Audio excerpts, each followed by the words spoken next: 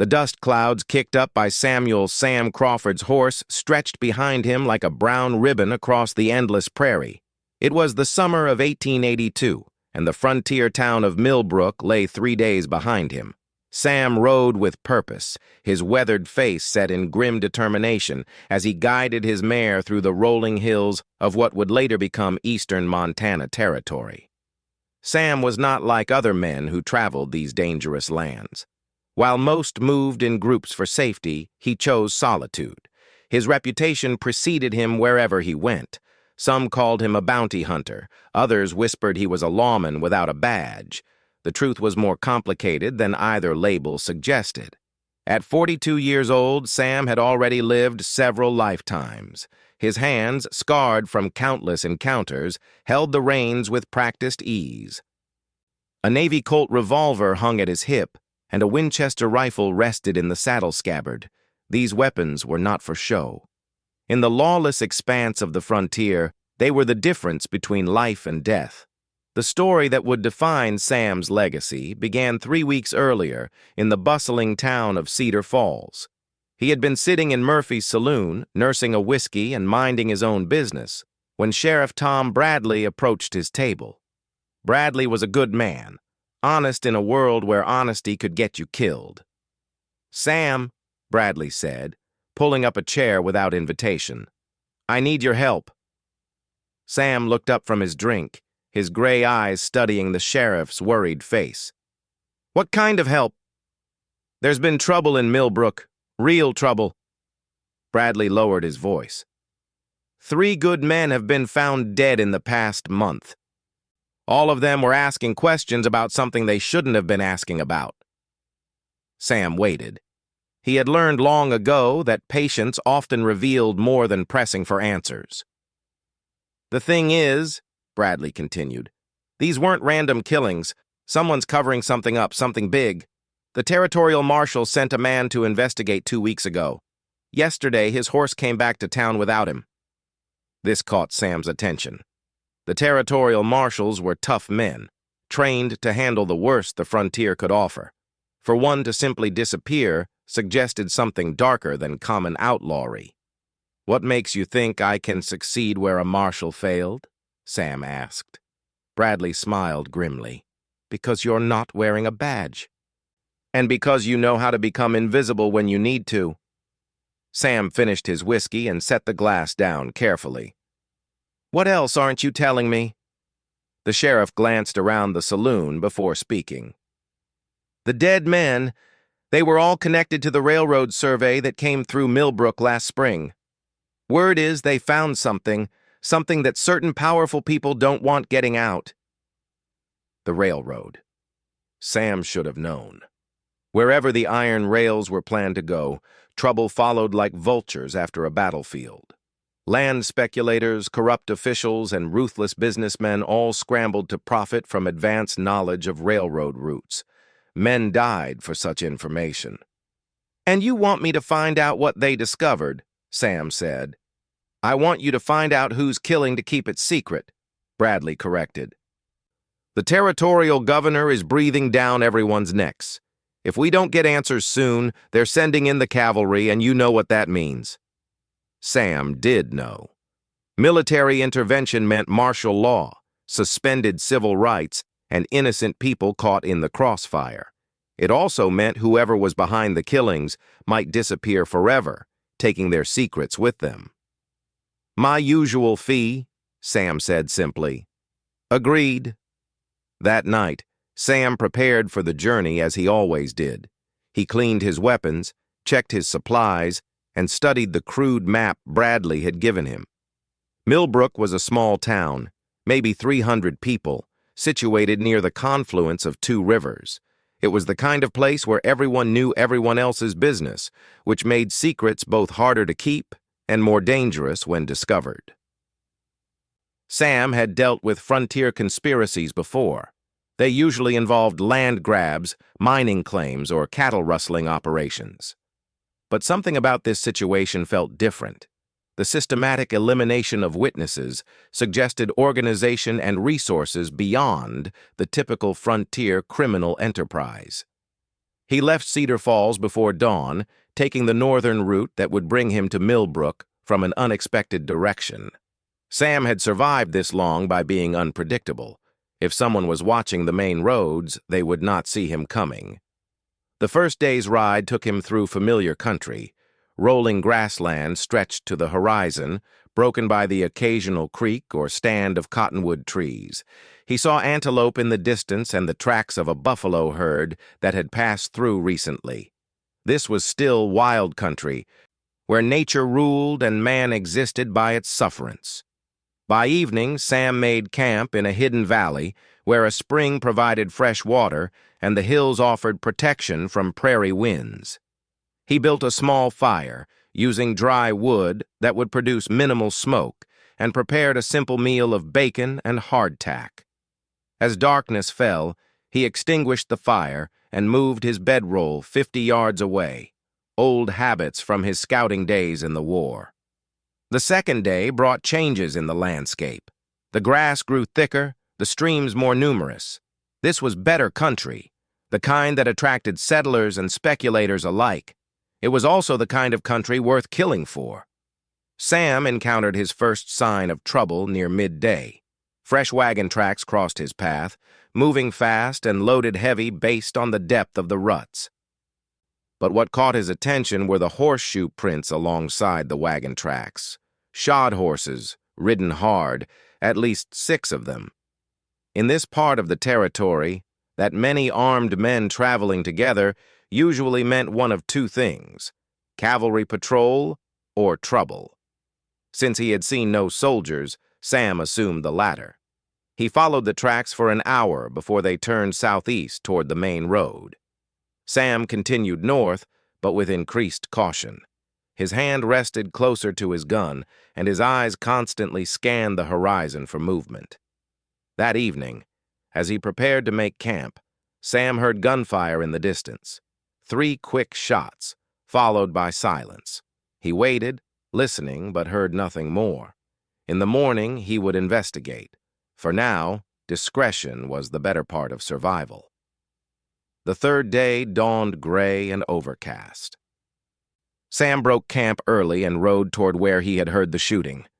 He found what he expected and dreaded: a overturned wagon beside a creek, its contents scattered, and 2 bodies lying nearby. Sam dismounted and examined the scene carefully. The wagon had been carrying supplies, probably to one of the outlying ranches. The men had been shot at close range, execution style. Their pockets had been turned out, but valuable items like boots and guns remained untouched. This was not robbery. One of the dead men clutched a piece of paper in his hand. Sam pried the fingers open and found a hastily scrawled note. "Tell Crawford the Devil's Creek survey was wrong. The real line runs through..." The message ended there, the pencil apparently knocked from the dying man's hand. Devil's Creek. Sam knew the name from his map. It was less than 10 miles from Millbrook. Someone had known he was coming. Sam buried the 2 men as best he could in the rocky soil, marking the spot with a cairn of stones. As he worked, his mind raced through the implications of what he had found. The dead man had known his name, which meant word of his investigation had somehow reached Millbrook ahead of him. It also meant the conspiracy was more extensive than Sheriff Bradley had suspected. The reference to a survey line was equally troubling. Railroad surveys determined not just where tracks would be laid, but which communities would prosper and which would die. False survey information could be worth hundreds of thousands of dollars to the right people. As Sam rode the final miles to Millbrook, he made a decision that would shape everything that followed. Instead of riding openly into town as he originally planned, he would approach carefully, observe first, and reveal himself only when he understood what he was truly facing. The sun was setting as the buildings of Millbrook came into view. From a ridge overlooking the town, Sam studied the layout through his field glasses. Main Street ran east to west with the usual collection of businesses: general store, saloon, hotel, livery stable. A church steeple rose at the far end of town, and scattered houses spread out from the main area. What caught Sam's attention was the number of horses tied up outside the saloon. Too many for a town this size on an ordinary evening. And several of the animals showed signs of hard riding. Sam made camp that night in a grove of trees overlooking the town. He would wait, watch, and learn. Whatever conspiracy had taken root in Millbrook, whatever secret was worth killing to protect, he would uncover it. But first, he needed to understand exactly who he was up against. As he settled in for the night, Sam reflected on the journey that had brought him here. He had ridden alone for most of his adult life, trusting few and depending only on himself. It was a hard way to live, but it had kept him alive in a world where trust could be fatal. Tomorrow, he would begin unraveling the mystery that had already claimed so many lives. He would learn why men were dying to protect a secret buried in the hills around Millbrook. And he would discover that some conspiracies reached farther and higher than anyone imagined. The wind whispered through the trees as Sam checked his weapons one final time before sleep. In the distance, the lights of Millbrook twinkled like fallen stars. Somewhere in that peaceful-looking town, killers were planning their next move. But they did not yet know that Sam Crawford had arrived, and that he brought with him a reputation for finding the truth, no matter how deeply it was buried or how many men died trying to keep it hidden. The real battle was about to begin.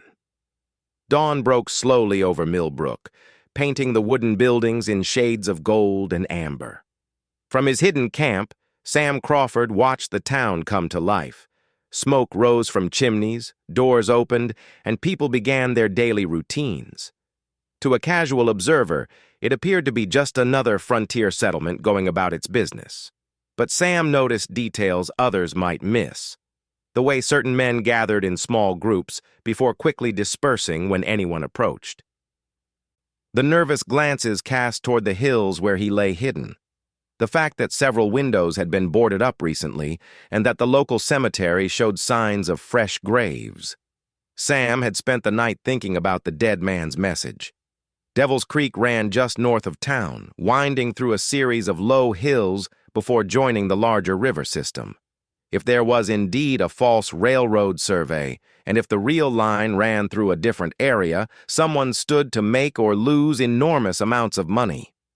As morning progressed, Sam observed a pattern that confirmed his suspicions. Men on horseback arrived from the surrounding country, met briefly with others in town, and then rode out in different directions. It was a communication network, the kind used to coordinate activities across a wide area. Around noon, Sam made his decision. He needed information, and the only way to get it was to enter Millbrook. But he would not go as Sam Crawford, bounty hunter and investigator. Instead, he would become someone else entirely. Sam had learned the art of disguise during his years as a scout. It was not just about changing clothes, but about altering posture, voice, and mannerisms. He transformed himself into Jake Morrison, a drifter looking for work. He added gray to his hair using ash from his campfire, adopted a slight limp, and practiced speaking with the accent of a man from the deep South. Late that afternoon, Jake Morrison rode slowly into Millbrook. His shoulders were hunched, his movements careful, and his eyes held the defeated look of a man down on his luck. No one paid much attention as he made his way to the livery stable. The stableman, a thin fellow named Pete, looked up from shoeing a horse. "Help you, stranger?" "Need to rest my horse and maybe find some work," Sam said, drawling his words. "Been riding hard for days."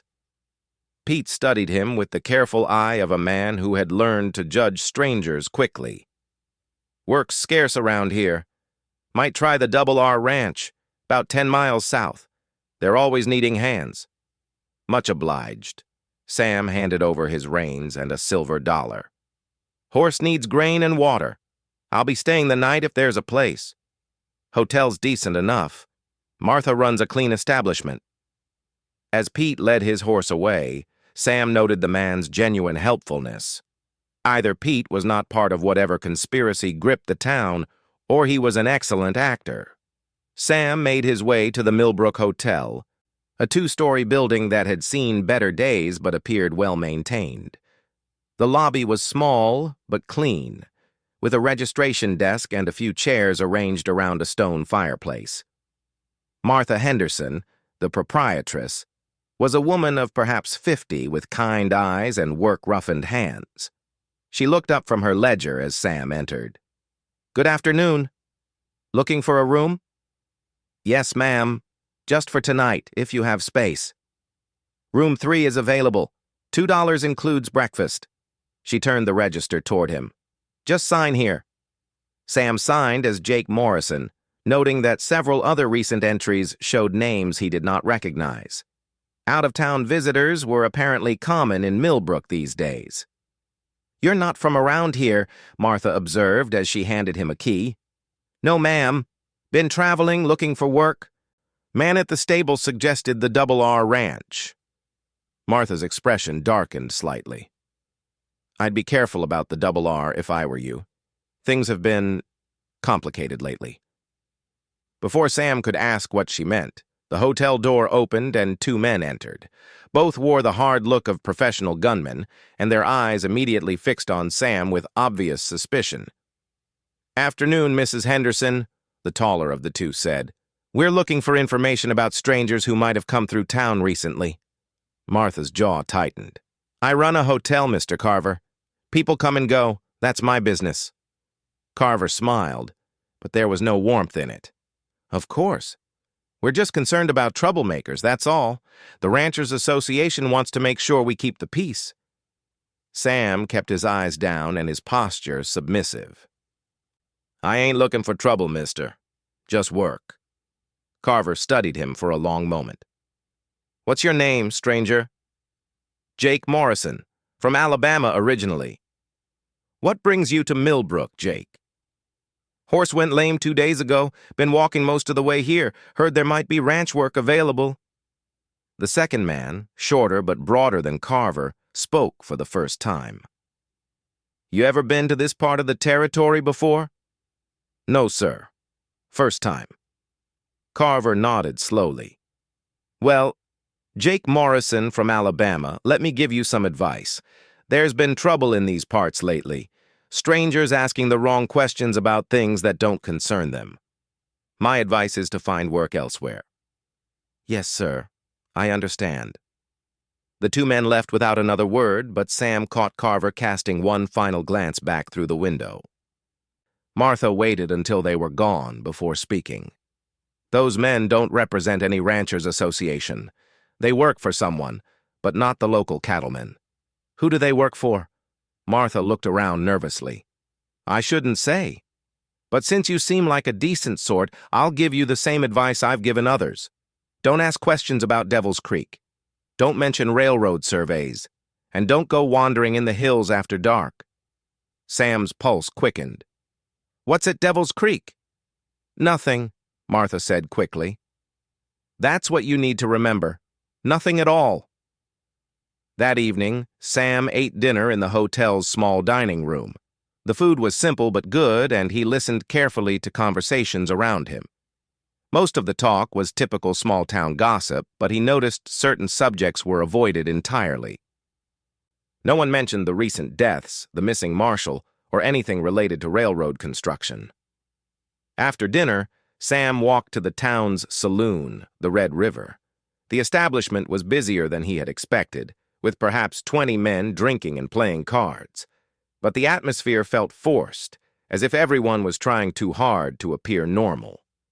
Sam ordered whiskey and found a corner table where he could observe without drawing attention. The bartender, a heavy-set man with graying hair, served his drink without conversation. As the evening progressed, Sam began to piece together fragments of information. He overheard references to the bosses, men who apparently controlled activities in the area but were not local residents. There were mentions of shipments and schedules, always spoken in careful coded language. Around 10 o'clock, a commotion erupted at the bar. A young cowboy, clearly drunk, was arguing with two of the men Sam recognized as gunmen.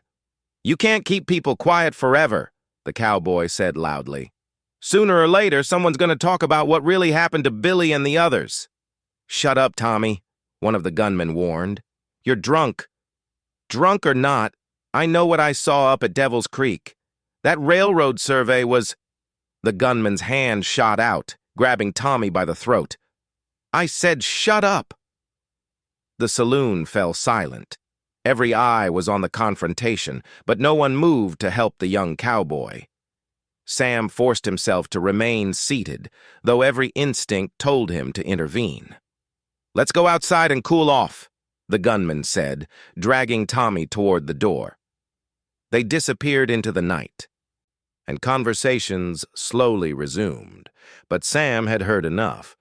Devil's Creek was definitely connected to the railroad survey, and people were being silenced to protect whatever secret lay there. Sam finished his drink and returned to the hotel. In his room, he carefully examined the window and door, noting escape routes and potential defensive positions. If his identity was discovered, he would need to move quickly. Unable to sleep, Sam spent the night planning his next moves. He needed to reach Devil's Creek and see for himself what was worth killing to protect.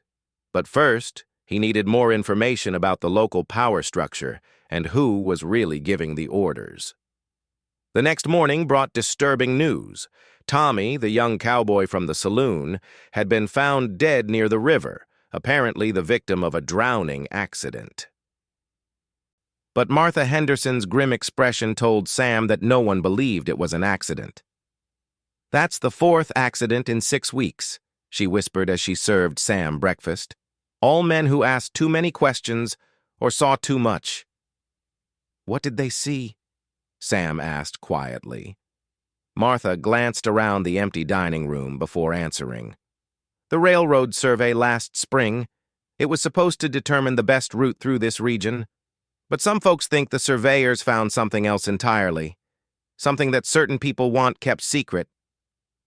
"What kind of something?" "I've heard rumors. Gold, maybe, or silver. The kind of discovery that could make a man rich beyond imagining." Martha paused. "The kind of discovery that powerful men might kill to control." Sam nodded thoughtfully. "A mineral discovery would explain everything. The false survey reports, the systematic elimination of witnesses, the presence of professional gunmen. If a significant gold or silver deposit had been found near Devil's Creek, and if the railroad survey had been falsified to hide its location, someone was positioning themselves to claim the richest mining rights in the territory. But who was behind it? And how high did the conspiracy reach? After breakfast, Sam prepared to leave Millbrook. His brief stay had provided crucial information, but remaining longer risked exposure. He needed to reach Devil's Creek and see the truth for himself. As he settled his bill with Martha, she handed him a folded piece of paper. "A man left this for Jake Morrison," she said quietly. Sam waited until he was alone in his room before reading the note. It contained only a few words, written in a shaky hand. "Devil's Creek Mine Shaft, midnight, come alone, a friend." Someone knew who he really was. Someone wanted to help. But in a town where people died for asking questions, anonymous messages could just as easily be traps. Sam packed his gear and retrieved his horse from the livery stable. As he prepared to leave town, he made a decision that would determine whether he lived or died. That night, he would keep the appointment at Devil's Creek. But he would arrive on his own terms, with his own plan. The secret that had cost so many lives was waiting in the hills above Millbrook. Soon, Sam Crawford would learn exactly what kind of conspiracy he was facing, and exactly how far its architects would go to protect their deadly secret. The afternoon sun cast long shadows as Sam rode out of Millbrook, maintaining his disguise as Jake Morrison until he was well clear of town.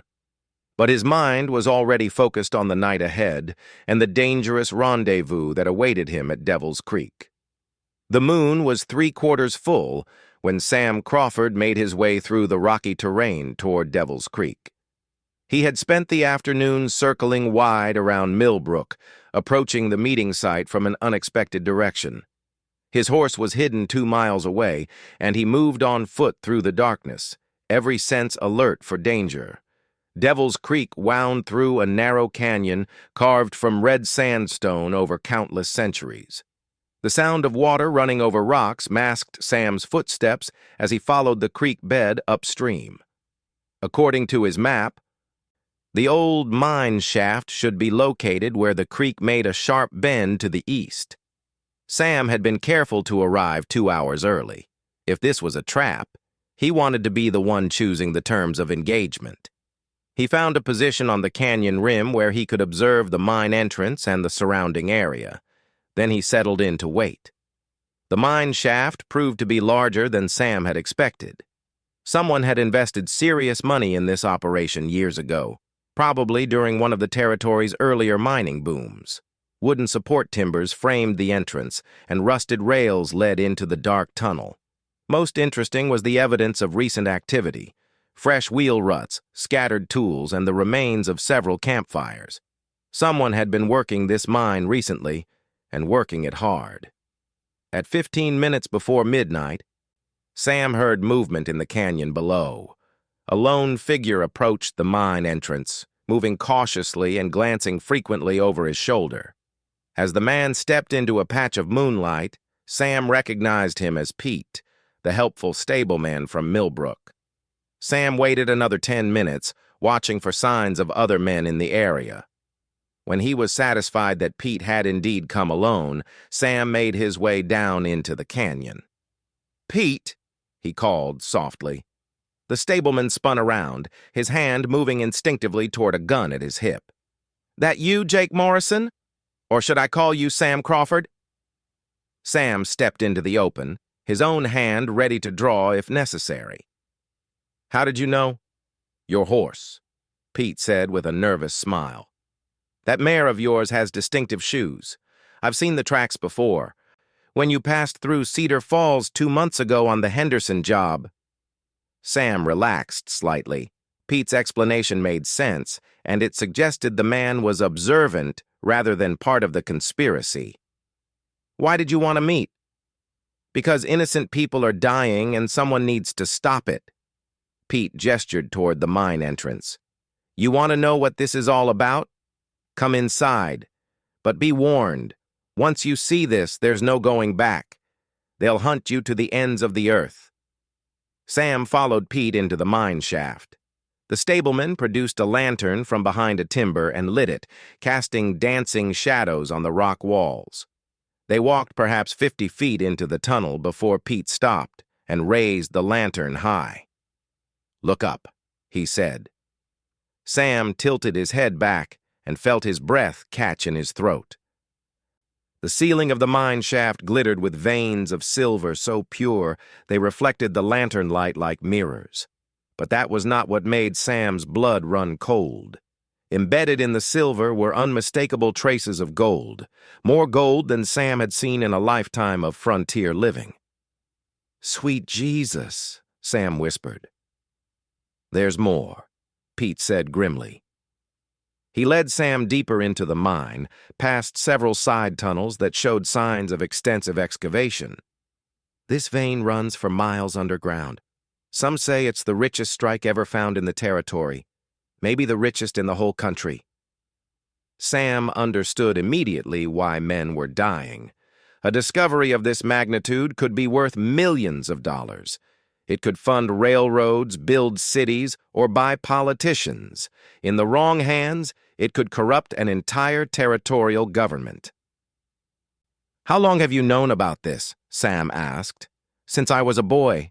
My father worked this mine when it first opened in '68, but the original owners thought it was played out after a few years. They sealed it up and moved on." Pete's voice turned bitter. What they didn't know was that they had barely scratched the surface. "Who owns it now?" "Officially? A Denver mining company that bought the claims for next to nothing 5 years ago. Unofficially?" Pete shook his head. "That's where it gets complicated." They emerged from the mine into the night air. Pete extinguished the lantern and motioned for Sam to follow him to a cluster of boulders where they could talk without being seen from above. "The Denver company is owned by a man named Harrison Caldwell," Pete continued. "Ever hear of him?" Sam had. Caldwell was one of the most powerful men in the Colorado Territory, with interests in railroads, mining, and territorial politics. He was also rumored to be completely ruthless in his business dealings. Caldwell sent men here last spring supposedly to conduct a railroad survey, Pete explained. But the real purpose was to quietly reopen this mine and begin extracting ore without anyone knowing. The railroad survey was just cover. But the local surveyors discovered what was really happening, Sam said, understanding beginning to dawn. Exactly. 3 men from town were hired to help with the survey work. When they realized what they had stumbled onto, they started asking questions. Caldwell's people tried to buy their silence, but these were honest men. They wanted the territorial government to know about the discovery. So Caldwell had them killed. Not directly. He's too smart for that. But word came down from his foreman, a man named Black Jack Morrison, to handle the problem permanently. That's when the accident started happening. Sam filed away the name Black Jack Morrison. The surname was a coincidence. Sam had chosen it randomly for his disguise, but the man sounded like someone worth knowing about. "What about the missing marshal?" Sam asked. Pete's expression grew even more grim. Marshal Williams was an honest man, but he wasn't prepared for what he rode into. Caldwell's men have been using this mine as a base of operations. They've got maybe 20 gunfighters working for them, plus local men who've been bought or intimidated into cooperation. And they're using the false railroad survey to cover their activities? More than that. The false survey shows the railroad running 20 miles south of here, through mostly worthless land. But Caldwell has been quietly buying up railroad bonds and land rights along the false route. When the real survey is eventually revealed, showing the track running right through Devil's Creek, Caldwell will control not just the mine, but also the transportation to get the ore to market. The scope of the conspiracy was staggering. Caldwell was not just stealing a mine, he was manipulating railroad construction, defrauding investors, and corrupting territorial officials. The profits would be enormous, easily in the millions of dollars. "Why are you telling me this?" Sam asked. "Because Marshal Williams was my brother-in-law," Pete said quietly. "Because I helped bury the survey team, and I know they died trying to do what was right. Because this has to stop before more innocent people die." A sound echoed from the canyon walls. Hoofbeats, multiple horses, moving fast. Pete grabbed Sam's arm. "They're coming. Someone must have seen us." Sam drew his Colt and checked the cylinder. 6 shots. Against 20 professional gunfighters, it might not be enough. "Is there another way out of here?" "Through the mine. There's a shaft that comes out near the creek, about a quarter-mile upstream, but it's dangerous. The timbers are rotting." The hoofbeats were getting closer. Sam made a quick decision. "Go. Get back to town and act like nothing happened. I'll handle this." "You can't fight them all," Pete protested. "I don't plan to fight them. I plan to escape and get word to the territorial governor about what's happening here." Pete hesitated, then nodded. "There's something else you should know. Tomorrow night, Caldwell himself is coming to Millbrook. He's meeting with some territorial officials about the railroad route. If you're going to stop this, tomorrow is your chance." The stableman melted away into the darkness, leaving Sam alone with the approaching riders. Sam counted at least 6 distinct sets of hoofbeats, probably more. Fighting was not an option. Sam slipped back into the mine shaft, feeling his way through the darkness. The air was stale and heavy, and loose rocks shifted under his feet with every step. Behind him, he heard voices as the riders reached the mine entrance. "Spread out! Check the whole area! Look for tracks! Someone was definitely here. Morrison wants whoever it was taken alive if possible." Sam pressed deeper into the mine, following the main tunnel as it branched into several smaller passages. He chose the one that felt like it was angling upward and to the east, hoping it would lead to the escape route Pete had mentioned. The tunnel was in worse condition than the main shaft. Several times, Sam had to duck under sagging timbers or squeeze through passages where cave-ins had partially blocked the way. The sound of his pursuers grew fainter as he moved deeper into the mine. After what felt like hours, but was probably only 30 minutes, Sam saw a faint glimmer of starlight ahead. The escape tunnel emerged behind a screen of brush and fallen rocks near Devil's Creek. Sam crawled out carefully, listening for any sign that the area was being watched. The night was quiet except for the sound of running water. Sam's pursuers were apparently still searching the main mine shaft. He had a head start, but not much of one. Sam made his way upstream to where he had hidden his horse. As he rode away from Devil's Creek, his mind was already working on the next phase of his investigation. He now knew what the conspiracy was about and who was behind it. But knowing and proving were two different things. Harrison Caldwell was one of the most powerful men in the Colorado Territory. He had money, political connections, and an army of hired guns. Taking him down would require more than one man with a badge and a six-shooter. But Sam had faced powerful men before. During his years as a scout and later as a freelance investigator, he had learned that every conspiracy had weak points. The key was finding them and exploiting them before the enemy struck back. As dawn broke over the prairie, Sam made camp in a hidden valley 10 miles from Millbrook. He needed rest, but more importantly, he needed time to plan. Caldwell was coming to town that evening, and Sam intended to be ready for him. The next 18 hours would determine whether Sam lived to expose the conspiracy or died trying. Either way, he would not let the murder of innocent men go unpunished. The brutal secret at the core of this frontier conspiracy would be revealed, no matter what the cost. Harrison Caldwell thought he could buy silence with gold and enforce it with guns. He was about to learn that some men could not be bought, intimidated, or killed. Sam Crawford had defied the hangman before, and he was prepared to do it again.